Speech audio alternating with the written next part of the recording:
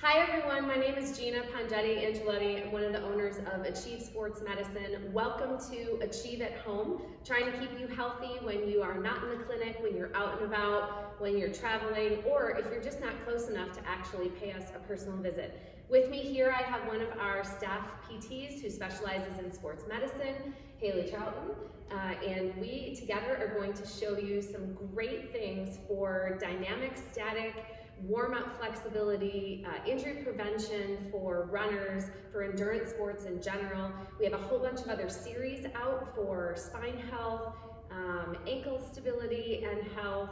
We have a core series, so please see some of the other crosses that we have. Visit us always at achieveorthosports.com. Let's get started.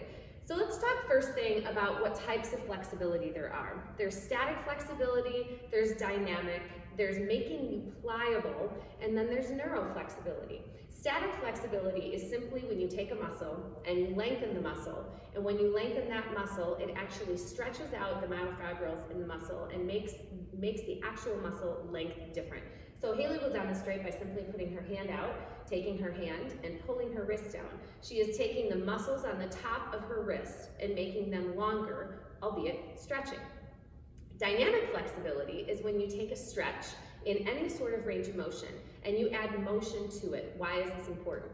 Unless you're a circus artist or a gymnast or somebody that requires mass amounts of end range flexibility, majority of things that we do that require flexibility require motion in combination with it. When you are kicking in order to kick a soccer ball, when you're reaching back in order to serve tennis or to spike a volleyball, when you're running and you have to reach your leg out every single step and your hamstring works, we want to make sure that your body works with motion as well as flexibility. Pliability is also important. People kind of forget the fact that a foam roller, a trigger point roller, or any device that's going to help the fascia relax actually helps with flexibility. If the joint won't move, if the fascia doesn't allow you to do so, if the muscle is guarded, if there's anything that is causing the muscle to not want to lengthen, it will limit your flexibility. Sometimes, and I will do self Q&A, people always ask why static stretching sometimes doesn't work. If there's a joint insufficiency, if there's ligamentous tightness, if there's your brain telling your muscle to guard because it's scared that you try to stretch a hamstring strain and it's trying to guard you, none of that's going to work, which is why there's multiple different ways to attack it. Pliability goes along with trigger point rolling, using TP products, using vibration rollers, vibe plates while you're stretching, heat, doing tennis balls or lacrosse balls to put trigger points on that will help the muscle to release and allow you to be flexible. Neuromuscular flexibility is also really important. We do something really neat at the clinic called trigger point dry needling, which actually fixes things in your brain, not just in your local muscle, allowing or disallowing the local muscle to be so tense and so guarded, which makes your stretching actually worthwhile. We do joint mobilizations and everything else to keep the actual ankle. If you want to be able to stretch the ankle and get more range of motion, you can have many different problems. You can have a front of the ankle pinch, you can have an Achilles flexibility problem, you can have a calf that's tight, you can have a trigger point in your calf that actually disallows the ankle from moving the ways that it wants to because your brain's trying to protect you. All kinds of different methods. Today, Hayley and I are going to show you how to do static and dynamic flexibility for a bunch of different joints, which we think are really important. We are going to do your glutes, your hamstrings, your quads, your calves, your spine, and your chest. Okay, so let's get started. Okay, why do we stretch? We stretch in order to increase blood flow, we stretch to lengthen, we stretch to recover. But when is it most important?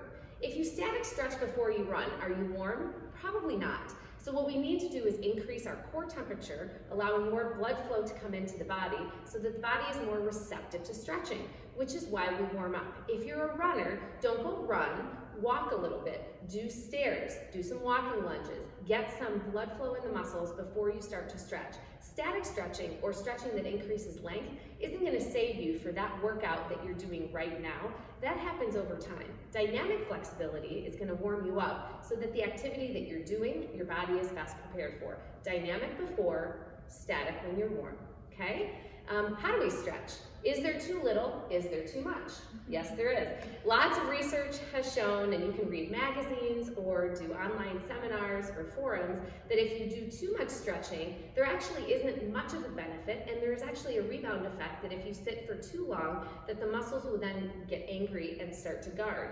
There is also the same that goes for a static stretch that's too short. If you stretch for less than 30 to 45 seconds, you actually can get that muscle still in that phase of wanting to fight you from getting it to stretch because it doesn't like it, and then it wants to try to contract again. So 10-second stretches, 15-second holds, no good. A lot of research has said that it's actually going to make you tighter. So just make sure. Everyone's got their phones on them or their watches at all times. So if you have to set a repeat on 30 or 45 seconds, feel free to do so. All right, let's get started with hamstrings. So first things first, we're going to get started with the dynamic stretching aspect of hamstrings. Starter stretch is one of my favorite. So no matter how flexible you are, you're going to start squatted down with one foot in front of the other. Notice how Hayley's her feet are parallel. So they're not turned out, but they're actually facing in line with each other. Her hands are going to go down on the ground, fingertips or full palms, and all she's going to do is lean onto her front leg in her hands and lift her backside into the air. It doesn't matter how straight she gets this knee or the goal for this foot being flat. The more flexible she gets, of course, the straighter the back knee and the more flat the back foot. Now she's going to go down. She's going to repeat this up and down and up and down, holding at the top for 1 second and coming down. She's tightening the quad of the front leg as well as the quad of her back leg in order to get the most stretch that she can. Now, we don't want to force this because it'll mean that the hamstring gets angry with you. Second one, we're going to have her lay on her back and we're going to do lower trunk rotations. So she's going to lay on her back and she's going to put her legs bent like they are, and she's just going to rock her knees side to side to try to warm up her low back, albeit where your hamstrings attach, right? So then we are going to have one leg straight in the air while the other leg is straight on the ground. It doesn't matter how flexible you are. If she wasn't flexible and could only get it to here, that's better than getting it all the way up here and cheating and having to bend your knee to counter it. So straighten that leg out again, and now she's going to drop that leg down. Arms are going to be spread out to balance herself, and she'll feel a really good lower back stretch. Why do we do this? Because we run opposite arm, opposite leg, and we need to get that rotation component in so that the hamstrings, the sciatic nerve, and all of the fascial tissue in the posterior chain are flexible. Okay, now we're going to do nerve glides since you're on the ground. So while you're laying on the ground, we are going to have you straighten one leg down, and we're going to have you grab and clasp your hands behind your thigh, keeping your thigh at about 90 degrees, and then all we're going to do while keeping your thigh there is try to straighten your leg and bend it. It might not go all the way straight, show about halfway, Hayley, good. So some people can only get to there, and that's fine. So it's up and down in repeats. You start slow, and once you feel really good about it, we want you to go a little bit faster so that at the top of it, you're actually getting almost a beat to it so that you get your body to actually understand that motion is good. Now we're gonna stay straight, and then we're gonna flex and point the toe. And while we do that, you'll feel that stretch come all the way down through the back, from the toes all the way to where the hamstrings attach and up to the lower back as well. So now we are going to go to inchworms. We're gonna stand. And this is a version of dynamic stretching with motion. And you bend over, and if you can't touch your toes, because Hayley is quite flexible, bend your knees and pretend like you're not flexible. You'll bend your knees and you'll walk out and you'll do your best. So you walk out to a push-up position and you inch your way in, trying to push your heels down with every step you take. And once you've hit your limit, you walk right back out again. Right? And you always want to go forward on this, not necessarily backwards, and you just do these over and over again. If you have a house with a hallway, great. If you're outside, fantastic. If you have short amount of space, you can do what Hayley did and just do one or two at a time and then reset. Okay, so we're going to stand you up now, and we are going to do toy soldier walking. So this is very simply part of the opposite leg, opposite arm, where you're actually walking and you're trying to reach to your toes. If that's too much for you, you can also do bent knee, bent elbow, so that it allows you to make sure that there's still the rotation without all of the hamstring flexibility. So now let's sit and do some static stretching. First things first, you're gonna sit with one knee bent in and one knee straight. And we're just gonna do a single leg hamstring stretch. This is usually the easiest for people to do. If they can't touch their toe, it's fine. You wanna just try to sit up as straight as you can and reach for your feet. Now, if Hayley were to arch and open her back like she's doing, it targets her hamstrings. If she were to round forward and probably be able to get further, it's kind of doing her whole spine into her glutes, into the back of the hamstrings. Both are fine and they serve different purposes. Now she'll put her legs together into a pike and she's gonna do the same. Now, if you can reach your toes, fantastic. If you can't, grab behind your calves and you can just stay there. And if you can't do that, you can always bend your knees a little bit so that you can maintain whatever sort of comfortable stretch that you think that you can do. We're gonna do standing now, and we're gonna show you how easy it is when you put your foot up on something.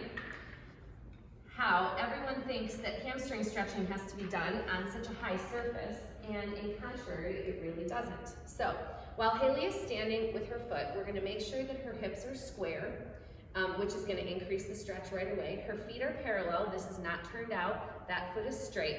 Now she's gonna take her back, and we're gonna do what's called dumping your bucket forward, or increasing lordosis, or taking the hamstring attachments and pulling up on them. As you take your breastbone and pubic bone and move them further apart, it literally stretches your hamstring without even having to bend forward. If she were to lose this, completely round under and front forward, she'll get a good stretch of everything in the back of her body, but not focusing straight on the hamstring. So, square the hips, square the feet, make sure your bottom foot is straight, stand up tall, kick your hips backwards, and then as you bend forward, you won't have to go very far. If you want to add a little bonus to it, you take this bottom leg, you can pump your foot up and down, you can also take it and internally and externally rotate your hip, so in and out, and that really winds you up a little bit, which is fantastic. Great. Okay, let's move on to calves.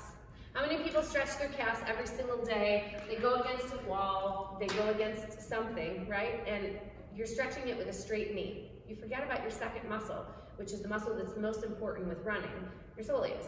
So you don't have to lean against anything, but you could have a fake wall. And you're gonna put your feet parallel. Again, you're gonna spread your legs far enough apart where you can get a good stretch. Squat your front knee, and then keep your heel of your back leg down. The key to this is tightening your thigh of your back leg while your heel is pressed down so that you feel that calf stretch all the way up to the back of the knee. To make this a soleus stretch, all you do is back off on the stretch a little bit and try to bend your knee. And as you bend your knee, do not let your heel come off the ground. Make sure your heel stays flat and your knee bends, and you'll feel stretch. You can turn this dynamic by doing squat, stand over and over again, but you don't necessarily have to. Now, if you had some sort of a step, 1 second, either outdoor or indoor, you can hold on to something and you could actually stand and carefully allow one foot to stretch down, and you could go up and down and use the calf, stretch the calf, use the calf, stretch the calf, and then switch to the other foot. Up and down, use and stretch, use and stretch. You could also take both knees, drop them down, and then bend your knee and straighten your knee, and bend and straighten. So there's lots of different ways to incorporate motion into flexibility. Okay, so now we're moving on to glutes. We're gonna lay down on the ground. Of course, when you're outside and it's muddy, this might not be practical. So you lay on the ground, you cross one foot over to the opposite knee, and all you're going to do is reach inside of one leg, so you're grasping your hands around your thigh, and pull your foot up to your face. The goal of this is to just make sure that you're stretching your glute, not hurting your back, not hurting your shoulders, so you can go easy with it, okay? Second version of this is Hayley's just gonna put her hands behind her and sit up. And she's gonna do the same thing, cross over. And now all she's gotta do to stretch, instead of rounding, is just literally sit up. And as soon as she sits up, she can feel a stretch. If she wants an extra bonus, she can always push that knee down a little bit, but that's up to her. This is very flexible, by the way. Goals. Okay, so to make this dynamic, we're gonna stand up, pretend like you have something to hold on to, or don't. We'll bring our trusty step stool back. And as you are holding on to this, what you want to do when you're crossing is focus on leaning forward and then standing back up again, right? leaning forward and standing back up. As you go down, you want your hip to open, and then you want to stand back up again. So show that from the side so that they can see. As Hayley crosses and leans and sits down, she's actually also warming up her glutes by means of the fact that they're working when she squats and then returns to stand. Perfect. Okay, now we're going to move on to quads and hip flexors. Okay, so this is one of the things we get the most questions about. Americans sit all day and type. We drive our kids around all day and sit. Our kids sit all day on their devices. They sit in school. Nobody ever stands up and does work sitting in this position, right? So these hip flexors and quads get so tight. We use them with every step we take to advance our leg forward. We use them in order to absorb when we land. We use them to jump. We use them all day long. Please, please, please understand how closely connected your quads, your hip flexors, and your spine are. Your psoas actually attaches to the front parts of your spine. If this is my spine, it attaches to the front parts of your spine. So if you have lower back stiffness, if you have pain in the morning when you can't lift up, when you're trying to activate your hip because you're trying to put your pants on, your socks on, most likely that stems back to some sort of sacral instability or some sort of hip flexor tightness. So, simplest of things, we're just gonna do butt kickers. So when we start, we're just gonna get warmed up. After our quads are warm, of course, from squatting, lunging, jogging, we're just gonna do butt kickers. So she's just gonna stand in one place and she's just gonna kick her butt a little bit, okay? Second one we're gonna do is we're gonna stand, and now we're just gonna literally focus on bending, activating that hamstring, and trying to actually get that to move. I'm gonna have you step back one step, Hayley, and we're gonna do really big walking lunges. And when you do that lunge, you're activating your front quad, but you're also stretching the hip flexor of the back leg. Okay? Static stretch-wise, let's show you what you actually have to do to get this to be flexible. Let's lay you on your stomach first.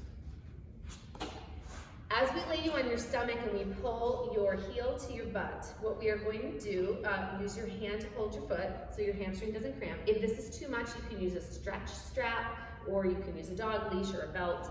And as she's pulling, I want you to pull hard enough where your hips kind of pop up. Okay, so when your hip flexors are tight, you actually pop up. So now, let go of the stretch a little bit, just so you don't cramp. Now grab your leg again.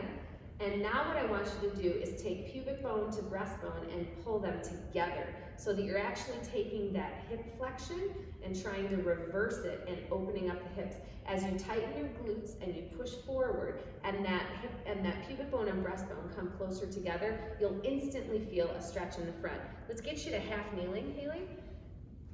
So if you're in a kneeling position and you are physically leaning forward, like old PE class said to do, right? So really forward. Does this stretch things in the back? Of course it does. There's fascial and connective tissue, but it's not as focused as we want it to be. So we're gonna have Hayley be as parallel as possible. She's at a 90-degree angle on both sides. She's upright as possible. She starts arched so she knows where her end point is, and then she's gonna take it and do the opposite.